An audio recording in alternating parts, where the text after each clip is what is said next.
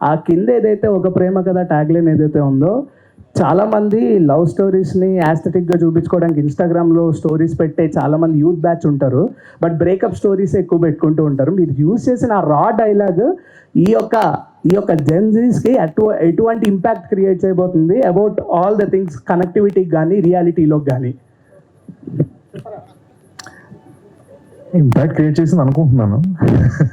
ఈ రూబా రూబా డ్రా అదే but you have to stay true to the story మామ.